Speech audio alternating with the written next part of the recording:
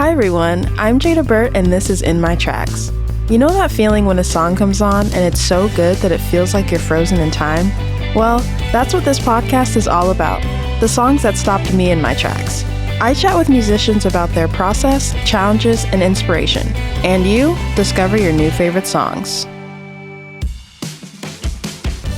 This week on In My Tracks, we're talking to Annie Leppert, a piano-based singer-songwriter based out of Nashville, Tennessee. Let's get into it. Hello and welcome to In My Tracks. I'm your host, Jada Burt, and today I'm speaking with Annie Leppert. Hi there, how are you? I'm great, Jada. How are you? I'm great. Thank you for being here. So I'd love to start by learning about your upbringing and how you came to love music. So when would you say your love of music began? My love of music, I don't remember a time, honestly, where I didn't love music. And I know that everyone says that, but it is true. My family really loves music. No one's necessarily pursuing music. I mean, I have a few family members here and there who work in music, but my grandma played piano and both of my parents have nice voices and we would all listen to music together and sing all the time. So I think it was never something that I sought out. It was always there.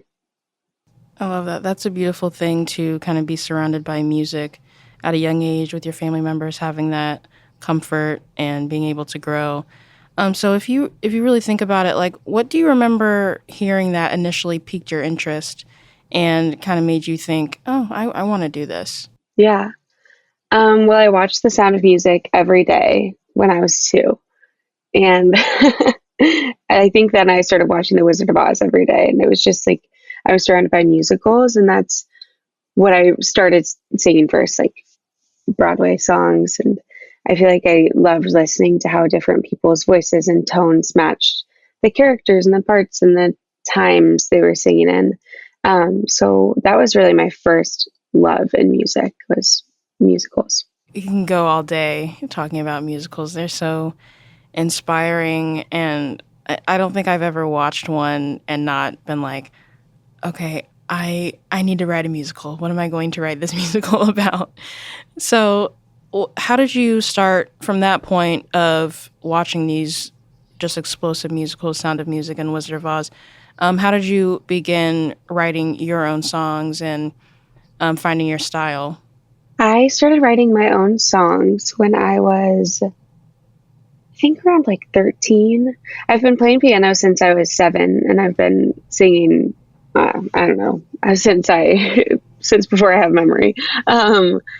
And I loved Sarah Bareilles and I loved Carole King, and I knew it was what they did. So I just started to do what they did. Obviously I'm nowhere near their caliber or wisdom, but I just really admired how they played for themselves and they wrote their own words. And I was like, I can do that probably. So I started doing that. Yes, absolutely. And you're doing it well. And I'm happy you brought up Sarah Bareilles. Yes, of course. Oh, yeah. I love her. Yeah, I truly do. I mean, talk about a talent. But I can tell you that when I initially found your music, I kind of felt, that's a similar vibe of, the music she was releasing back in 2007. It was just very refreshing at the time. So sweet. Yeah. So I was like, oh, awesome. Somebody's bringing this feeling back into the mainstream. I love it. Oh my gosh, I appreciate that so much. Of course. Thank you. Yeah. So thinking more about that, when did you know that you were meant to pursue music professionally? I know you said you started writing young. You wanted to kind of work in a similar way as your idols. So I'd love to know how that started for you. I've always wanted to do music. Just didn't really know what capacity. So for a long time I was like, I'm going to be on Broadway. And then I started applying to colleges and I was like, I am not a good enough dancer to study musical theater. Mm-hmm. And I would love to pursue musical theater at some point again. But once I figured out that you can major in voice and music business and you can take songwriting classes, I realized that it's a more feasible career than I had previously thought. Not to say that it's necessarily easy, but there is a path of some sort that you can take. So I think just like when I started applying to colleges or looking at colleges, which I guess was around the end of freshman year of high school. That is one of the most powerful things in like coming up in this world, is figuring out what is possible. And that's great that you figured it out at such a young age, that maybe for now I need to pivot, but I can still do what I love. And you see now how, Cervantes is has her musical, has The Waitress. So I'm sure it's in the cards for you. Oh, You just need to sit down and write that musical. I believe in you. yeah, I do. Yes, And maybe absolutely. take some dance classes. Yeah, absolutely. You've got it. You've got it. And Oh, so thanks. you're early in your career. I'd love to know how your love of music has changed since you decided to pursue it professionally. It's nice to hear you say that I'm early in my career because it does not always feel like that, Uh even though I am literally 21 years old. Um, huh. I I still love music and I still have the same feeling of joy and passion and excitement when performing. It's kind of the in between that gets interesting, especially after I released my first song, because like going to music school, I'm a senior at Belmont, by the way. But going to music school, you're just surrounded by it all the time. So there's less, or at least for me, like in the start of college, there was less drive to like get back in there and do things from a creative standpoint because I was already doing them for classes. Um, but after you release, it's kind of just like, oh, got to do something again and make it better. And then I feel like after my first release, I didn't release anything for a while. It's kind of difficult to like pinpoint exactly what you need to change or what you want to get better. But I think that in the past 2 years, I've found that it doesn't really matter like what you do differently as long as you like it and as long as you're proud of it. So while I'm proud of the first two songs I have out and the third song that I just released, I know that the next songs I release will be better and the production will be different and there will be more intricate, like smart musicianship things that I add. And it's exciting now to see that it's just more growing. So I think there was a period of time where it was a feeling of like being stuck in like, oh, where do I go next? But now it's just like, oh, there's so many places to go. Doesn't matter where I go next as long as I'm proud of it. Yeah, absolutely. I mean, growing as you go is something that I constantly talk about. It's so easy to like have all this like music stuck on your hard drive. I'm talking to myself, but Mm-hmm. No, and just be totally. like, oh, it's not ready yet. It's not good enough. Blah blah blah. But how would you say you made it to this point where you're like, okay, I can't keep looking back. I can't keep looking at these songs I already have out. I need to keep pushing, keep going forward, and be proud of what I've released, and know that I'm only going to continue to improve as I continue to release. My first thought was something that I feel like I should preface because it's not about like validation from people hearing your music, but I do think it is a very important thing to gain feedback from people who are listening to your music. And I was playing some shows I played a few in Nashville and then I played some in New York and I had already released my second song when I played the show in New York.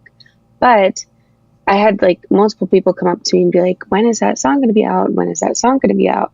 And I was like, oh gosh, like I have no idea. I wrote it last week. But that made me realize that like people do value what I'm putting out. And while that is not the only thing that matters, it's just exciting to know and then motivating, obviously, to put more out. Yeah, absolutely. That's got to be such a wonderful feeling. How do you decide which songs that you're in the process of writing behind the scenes? How do you decide which ones you are ready to perform? Whichever ones are completely finished. Mm-hmm. I feel like I write a lot of songs that are like two verses and two choruses and no Right. bridge. And sometimes a song doesn't need a bridge, which is awesome. But sometimes a song does need a bridge, and I just am stuck writing one. But I feel like I can always feel it when I'm finished with the song. Like I'll finish it and I won't want to immediately change all of it. And that's when I know that like I have something a little bit more special than just like the other ones that I've been writing. Um, And sometimes I play the songs that I don't think are ready and people like them, and then I'm surprised by it, and then I finish it, you know? Yeah. Um, but I feel like, for lack of a better description, it's just a feeling you get. Yeah, absolutely. Sounds silly. No, no, I totally understand that. Do you have a song at the moment that you find yourself really excited to perform each time? Yes, I do. Um, I have a few, actually. There's one that I wrote last March called Lover Boy, and I wrote it in like 10 minutes, and I haven't changed a word of it since. Ooh. And I just recorded it actually on Sunday. So that'll be out in February. Ooh, I'm excited. Um, it's really fun. It's just piano and vocals, which I've been wanting to do, but I haven't done. But it's just like a heart wrenching ballad, and I'm a sucker for those. So it's exciting to have one of my own to perform. I'm excited to hear that. I mean, Thank you. yeah, I'm piano and excited for you to vocals. hear it. Yes, I love piano and vocals. Um, and then you've mentioned a lot about, taking the time to write your songs, back yourself on the piano. Uh, what would you say is your favorite part of the music making process? I feel like I really enjoy I feel like the processes are like separate to me. Like the writing process and the music making process are separate entities Hmm. because I'm alone writing. And I love that because I just get to like have the time to sit with my thoughts and like hammer it out. My favorite part of that is when something happens, something clicks, and it all just like flows out at the same time. Like that is my favorite part. And then you kind of sit up a few minutes later and you're like, what just happened? Like Hmm. I have a whole song. And my favorite part of the music making process, I only have recorded in studios, which has been really fun and definitely something that I do not take for granted. It's just a privilege of like being around people who are studying audio engineering and have access to studios. Hmm. Um, but my favorite part of that is when everyone's like in the back room listening to the takes together. It's just, there's always a moment where you're like, oh, we're making something so beautiful that we all love. And it's just exciting. Yeah, absolutely. I can definitely see those being two different parts. And so when you are by yourself and you're writing your songs, uh, I assume you just compose your piano part. How does the rest of the song come together when you're working in the studio with other musicians? Do they compose their own parts or just hammer it out then and there? Um, for my first two songs, it was like full band, and we just got together and rehearsed before the studio session. And I just gave them charts, and Okay. I just let everyone do their own thing. And they're all musicians that I trust and admire. So I was not worried about any of it. For the second one, same thing. We did have a little bit more rehearsal because I didn't really have a vision for how I wanted that one to go. So we were kind of all arranging it together on the spot before we got in the studio. And then this most recent one, it was my friend Jackson playing piano and me singing, and we had never rehearsed together. So we kind of just did it on the spot in the studio, which was fun. Being able to have that trust where you're like, these are professionals, they know what they're doing, and they can play the chart and kind of go off in their own way. It's nice to have Totally. something that you can hand off in a way, still while still Yes. being present. But yeah, so you mentioned Lover Boy and then your first three singles. If you could choose the first song that a new listener heard, which one would it be? I feel like the song that I released most recently, I released it on November 17th, I think. It's called House on a Hill, and it's quite different from anything that I've ever written or put out. It's like kind of folkier, but singer-songwriter, like at its core. I wrote it on guitar, which I do not play well. So I did not play on that track. One of my best friends did. But I feel like I would have people listen to that one because the writing is very indicative of where I am now in my life. And I feel like all songs are landmarks. And that's like, if they were to listen now, that is the one I would tell them to listen to. Yes. All right, well, we'll do that. House on a Hill. Hey everyone, I hope you're enjoying the conversation with Annie Leppert so far. This is the song that stopped me in my tracks. Here's Sneaky by Annie Leppert.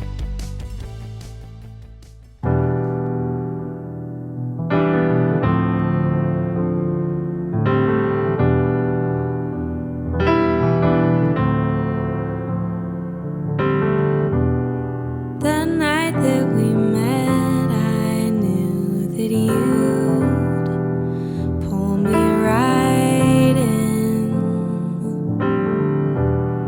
The leaves hadn't turned just yet, but the air felt like fall again.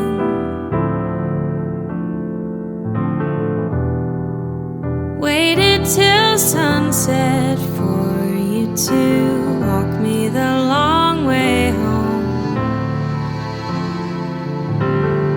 Your hand holding tight to mine, the sky fading from gold. 'Cause we weren't as sneaky as September was.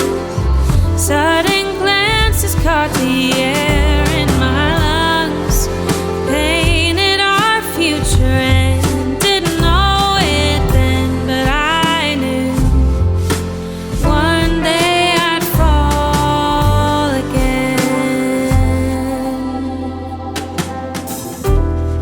My heart never skipped, never stopped it beating time. Days became shorter as the nights fell with no mime. Knew that the odds always favor the moments more unknown. Always wished I was older, but I wanted time to slow. 'Cause we weren't as sneaky as September was. Couldn't hide it, but our time wasn't rushed. Beyond any fear, I knew this wasn't the end. I knew one day I'd love you again. You pulled me right back in, and I knew that I couldn't lie the second I saw you. Now I know it's not as simple as it seems. We were never ordinary. We weren't sneaky like September was. No more point in hiding my love. Here are the flowers that came from the rain. I knew I'd love you.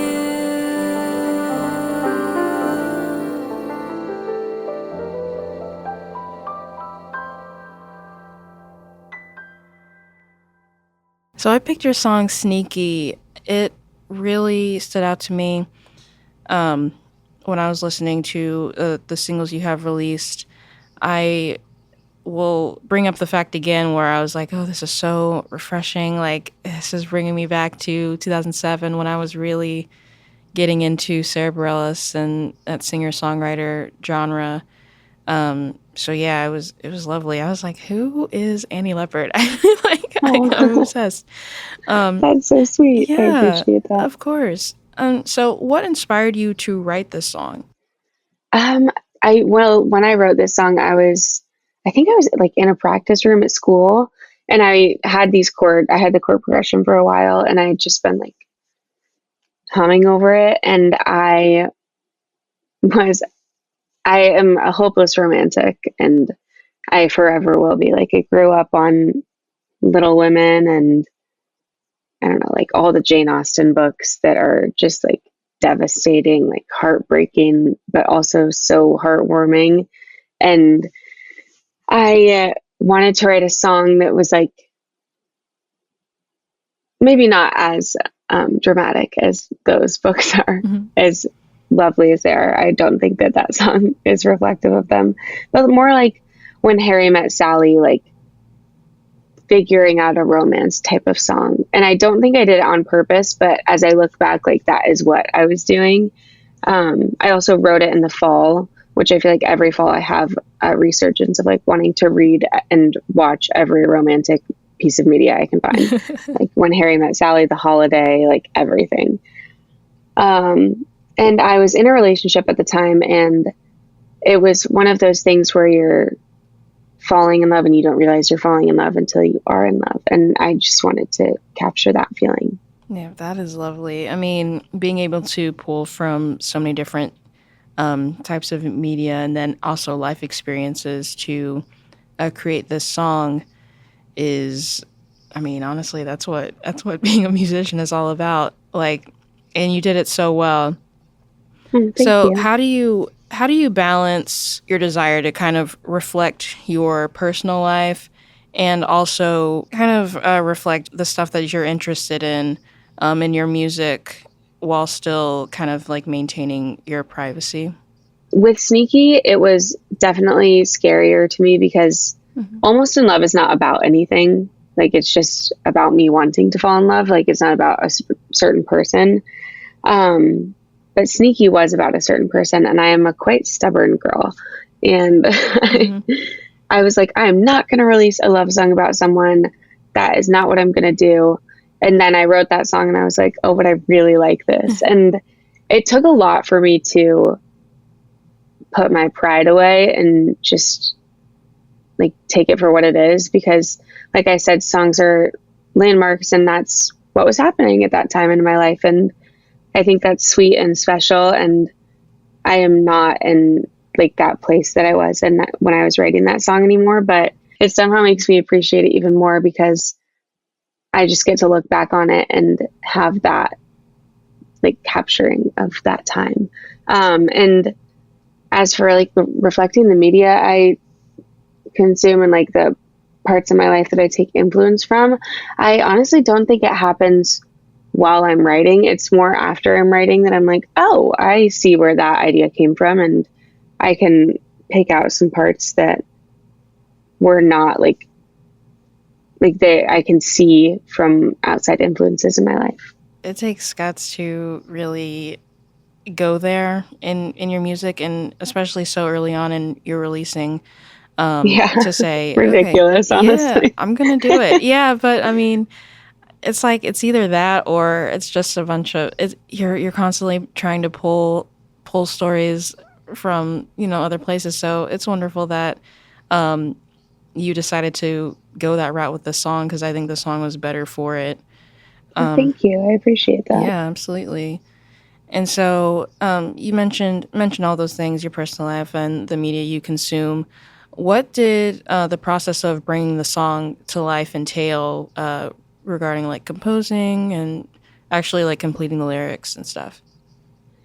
Completing the lyrics took so long, actually, which doesn't happen for me a lot. I feel like like I said, I'm stubborn, and I get to a point where I'm like, I'm not touching it anymore. But this one, like, there wasn't something that was clicking, and it took a lot of me like playing it for friends and having them be like, I feel like you should switch those phrases around, and a lot of me sitting down and like rewriting full verses and full choruses until it was exactly right. I feel like the only thing that stayed really was the bridge, and I might be wrong, but I feel like that's the only thing that really stayed the same. The melody stayed the same, the lyrics changed a lot from the beginning. And I go back and listen to the first chorus that I wrote ever when I was writing the song, and I'm like, that doesn't make any sense at all. So I'm glad it changed. Yeah. Yeah, that's always nice when you're like, you can affirm yourself. You're like, yep, I was right. Yeah. I don't have to think about this anymore. No, Totally. That is wonderful. And thinking about like, since we're here, thinking about the final product, what is something that you love about this song that could potentially go unnoticed? I feel like There's not a specific thing, but and maybe it's because they're my close friends, but every instrument on this song has its own like beautiful moments in the song. Mm-hmm. And it's just nature of recording. When you have it all together, it's like easy to have those slip under the rug. But I feel like there are different beautiful parts in each instrument line that I really love, especially the violin line. And that was recorded it was recorded on a different day than the session that we did. And it's my friend Lydia, and it was just her and my friend Sam who was producing and me in the studio. And it was just fun to like watch her do it on the spot and make it so beautiful and floaty and romantic. Yeah, seriously. I mean, all of the instrumentation really reflects the lyrics so beautifully. Well, first the chord. I love that final chord. It scratches that itch, that fall warmth. Like it's just perfect. That But was not yeah, me. That was Jackson that did that, and it was crazy. We were all standing there, and he was like, "Well, like I feel like I should do something different." And then at the end of a take, when we were all recording, we were like, I was in the booth, and they were all out in like the big room, and he did it, and I like opened the door, and I was like, "Oh, I can't talk because all the microphones are live." But I was like, "Oh my God, that was insane! It was so cool." And it's like, for him, it was probably such an obvious choice, but because I had sat with the song for so long, I was like, oh boy, that was wild. I can only imagine how that felt. Hearing it the first time, I was like, that was such a cool chord choice. I'm really into it. It's so cool. Yeah, and it pairs so beautifully with the final lines. No more point in hiding my love. Here are the flowers that came from the rain. I knew I'd love you. Those like last lines are like, you're really hammering it in.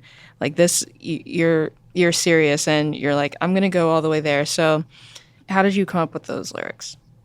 Well, my first idea for the chorus originally was I had the "We Weren't as Sneaky as September Was," and then I was like, oh well, if we're going with the month theme, why not dive in? Yep. I was like, the whole chorus was just talking about how like April was rainy and like April showers bring May flowers, and I was like, I need to tie that in somehow. And the first round of the chorus was so cheesy, and like I'm glad that no one has heard it. But I like the idea of giving like a more difficult time the idea of like a rainstorm, but it turns into something beautiful, the flowers. So I feel like, I don't know, I definitely did hammer it in that last chorus. I like the idea of changing choruses as you go, especially the last one. I think it just wraps up a song nicely. And it was just kind of like, I like danced around saying it the whole song. So just laid it out there. Yeah. Yeah, I'm glad you did. Yeah, the song is better for it. I mean, you took chances and it was worth it. You have Sneaky now. And yeah. Thank you. Yeah. And so going back to kind of what we were talking about in the beginning, your decision to kind of be more open about your personal life and experiences, thinking back to the process of writing the song and finishing it, what would you say that you learned about yourself while working on this song? I think looking back on this song, I realized that it's okay to like write things that you think are kind of scary to write about. Not that this is like groundbreaking by any means, but I feel like I took everything that I was like feeling in my life and just poured it into a song. And while I did have to go in and rework and like patch things back together, it, as a finished product, still scared me because I'm like, oh, who's going to hear this? What are they going to think?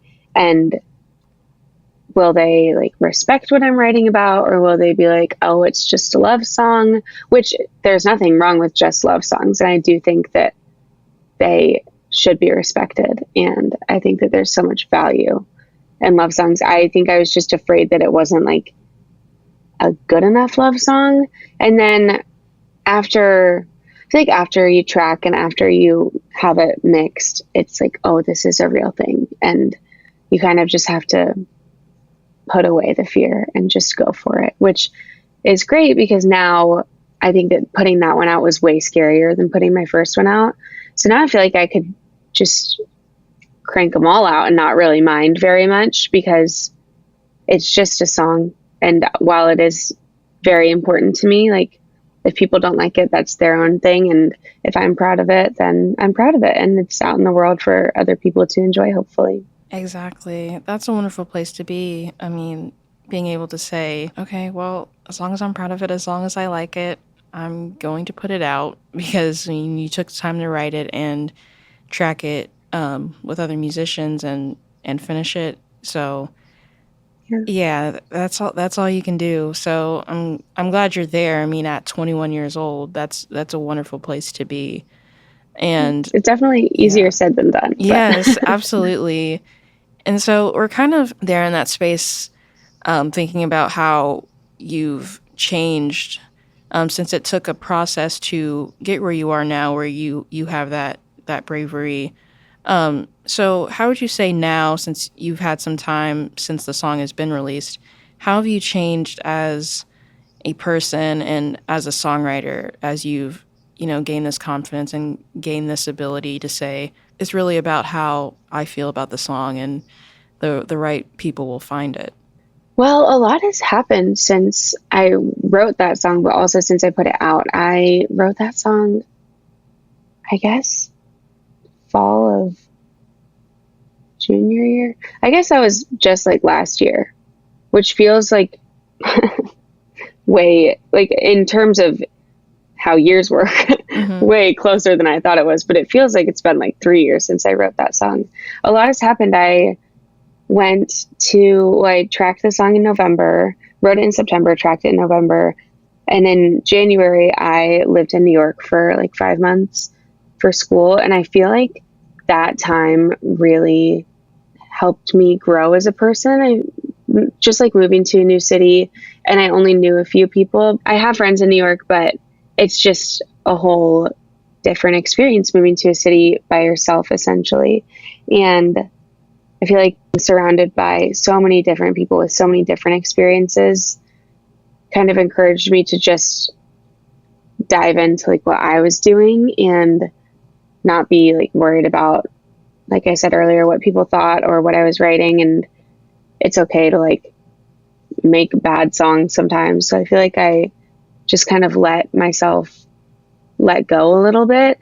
And I think that I've done a good job of like still doing that, as I came back to Nashville in June, and I've been just writing and playing songs and gearing up for a new part of life after graduation. So I think just like there's been a lot of growing since that song came out, and it's just exciting to see like if there's been so much growing in like just a year, basically, what's going to happen in like 5 years or 10 years, Those are really great points, talking about going to a new city and kind of figuring out your place there and really diving into what you do best and what you want to do.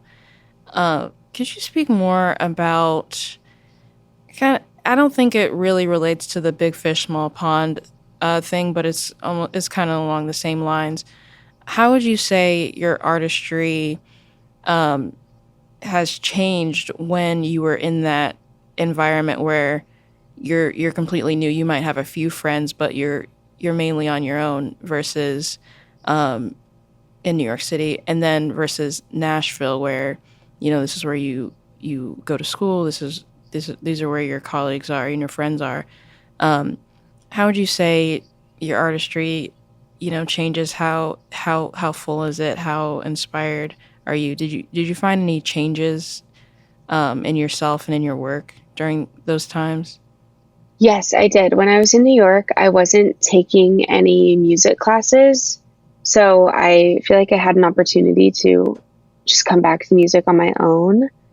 And I started writing more. I was like writing in the mornings a lot, and I would like set aside specific time to write.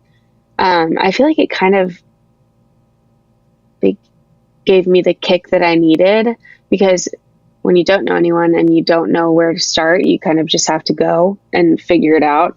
which is great. And I think that I needed that because it's easy to get comfortable when you're all fish swimming in the same pond, you know, like, so it definitely like woke me up to how much harder I could be working. And I still think that I could be working a lot harder, but it also let me have the time to like return to creativity in a natural way and less of a, oh, I should be writing. I need to put more things out. I need to figure out what I want to say next. It was just kind of like I was able to say what I wanted to say because I had the space and the time. That makes so much sense. I mean, it's easy to, when you're in those situations where everything is new, it's almost like a wake up call, you know, when you're surrounded by all these new people. So it's wonderful that you've been able to kind of apply that, you know, short period of time and come back to Nashville with a new sense of purpose, it sounds like. I think so too. It's also been nice to come back to Nashville and like have that mindset going into this year. Yes, that New York mindset. You're like, I'm not messing around. I'm here. Yeah. I'm doing my thing. So yeah, going back again to how you've had, you know, time and space away from this song since it's been released, if and when you listen to it, how do you feel? I don't listen to it very often because I tend to, I mean, I think everyone does this, but whenever you listen to things you've made, you're like, oh, that could have been better. I could have changed that. I could have made a different choice. But it's already out, so it doesn't matter. I feel, I don't know, it just makes me feel like happy for like who I was at that time and like who I am now. And also on a less like deep note, it's just like nice to listen to when I think about like people falling in love or friends being in love or just like the little moments in life that are surprising and exciting and make you kind of sit back and take it all in. Because I feel like that away from the love part is like what the song is about as well. Just like taking a step back and appreciating what has happened. It's very important. I mean, and just like a lovely thing to do, just kind of take the time to reflect. Definitely. So you mentioned how your life has changed a lot since you started working on the song and found the inspiration for it.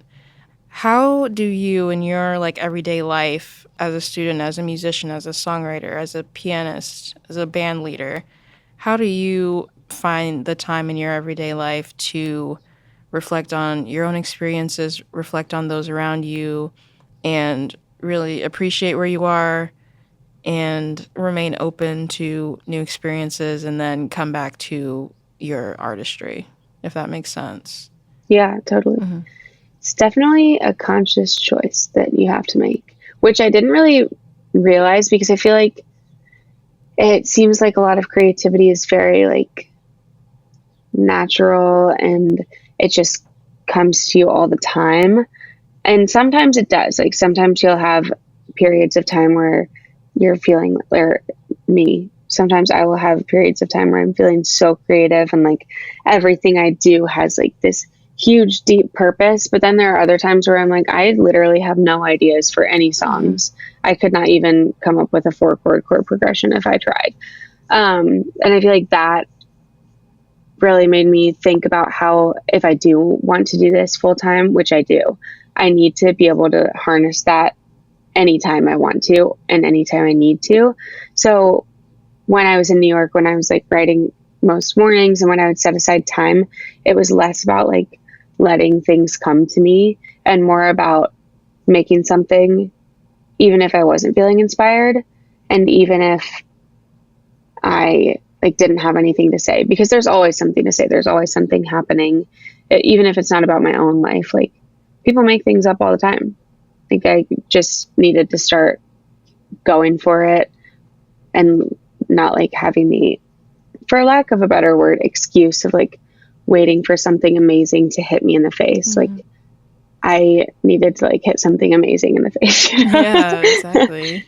And I feel like with personal experiences, it's important to like stay in the moment because it's easier to reflect when you have the experiences and you remember them. I think that this past year I've been able to stay more present and just enjoy where I am. And it's exciting to look back and see like how many lovely things have happened and how many things I have like in my arsenal to write about from being present. Like you mentioned earlier, having those landmarks, that's everything. That's that final product. That's what you are reflecting on. And that's how you put these events, put these pieces of media that you're consuming together and making them your own. But it's such a wonderful point, being present. And it's, wonderful that you were able to take that time in New York and then come back with this new and, from what you've described, a better way of working. Would you say that having a set schedule for writing, like, carved out time, works for you now that you're back home? I have not been as good at it as I should be. I haven't been as consistent. I think that's just the nature of like being back at school. And I also live with 3 of my best friends. So sometimes when I probably could be taking the time to write, I'm hanging out with people, but also it's important for me to like sit back and realize that that is also a big part of being a creative person. Like you have to have things to draw from.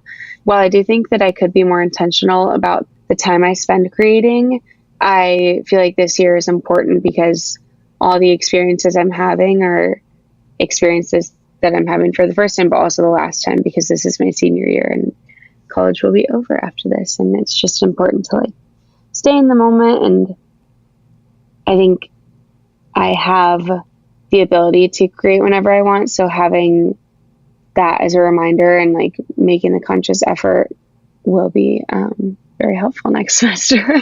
Yeah, absolutely. I mean, yeah, you're right where you need to be. And to even have that in your mind, having that need for balance, that need to be present and work on your craft, that just means that you're well on your way, and you'll find the time. You'll know when you need to write, when you need to just be present. You're already there. Yeah. So yeah, you've got Thank it. you. Mm-hmm, of course. And honestly, it's kind of one of those things where I'll go to like practice rooms between classes and I'm like, okay, I don't care if it's like awful, but I have like 15 minutes and I just need to write something so I can feel like I can still write. Yes. No. Yes, I totally understand. Yeah. It's like, yeah, can I still play piano? Can I still write? I totally understand. And then you surprise yourself. You're like, yeah, I can. All right, so I can go back to doing what I want to do right now because I know I can come back to this when I'm ready. Yeah, So, exactly. no. You just need a reminder sometimes. Yes, I totally understand you. And so thinking about kind of taking it back to where you started, falling in love with musicals and rom-coms. When you think about Sneaky and the audience or who could potentially be listening to this song, who do you hope to reach with it and really like impact? I like that question a lot. Thank you. I hope to reach anyone who wants to listen to it and will enjoy it. But as for the context of the song, I feel like it's meant for hopeless romantics and people who believe in like this crazy, amazing, beautiful love, which like is silly to say out loud, but not really, because it happens and it's exciting. And even like little moments where you like meet new people and you're like, oh, they're lovely, and like I would love to spend more time with them. Like a hopeless romantic could spin that into a lifelong love in about 30 seconds. So I feel like it's for those people. It's always nice to dedicate something to the sweet people who are roaming around in their heads. So I love that. That's super sweet. We were all that like dramatic 13-year-old being like, I love him. Like, no, you don't, girl. He's in your science class. Exactly. It's like, ma'am, it's just because you see him 7 hours a day for 5 days a week. Exactly. It'll be okay. Let's see how you feel on Sunday. Like, please. Yeah. It's amazing. Oh my gosh. If you could speak to your younger self who was just starting her career in music, what would you say? I feel like she would probably think it's a little silly because I was a little bit more precocious than I am now when I was younger. But just don't be worried about what people think, because it doesn't matter in music and otherwise. Like, as long as you are confident in your abilities and how you're treating people, it doesn't matter what anyone thinks of your art. I mean, it should be good. Like, don't don't make bad things, or I mean, make them, but don't put them out. But make sure you're like proud of everything, and don't let opinions of people, even people you respect and admire, hinder what you feel is right.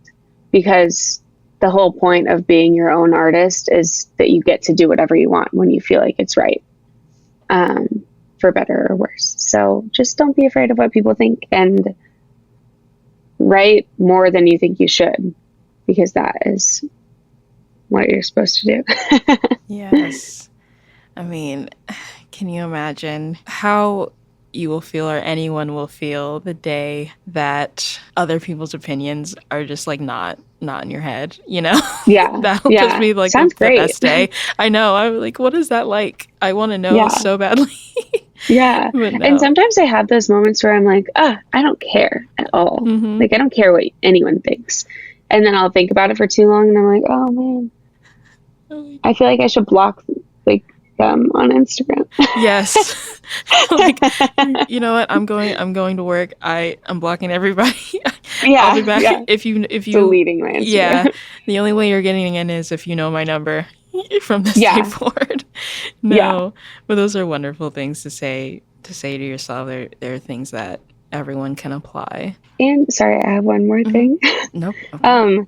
It's not a bad thing. I feel like this is in addition to what I would tell my younger self, but it's not a bad thing to be confident in your abilities. I feel like there's a large difference between arrogance and confidence, and you know which one is which, and it's not a bad thing to be confident. So I feel like just harness that and let it drive you, because it will help you in the long run. That's a wonderful point. That imposter syndrome can really come hard, like especially when you're getting started. So I love that point of being confident in your abilities, because there is a difference, very clear difference, and it's hard, especially for girls and young women a lot of the time.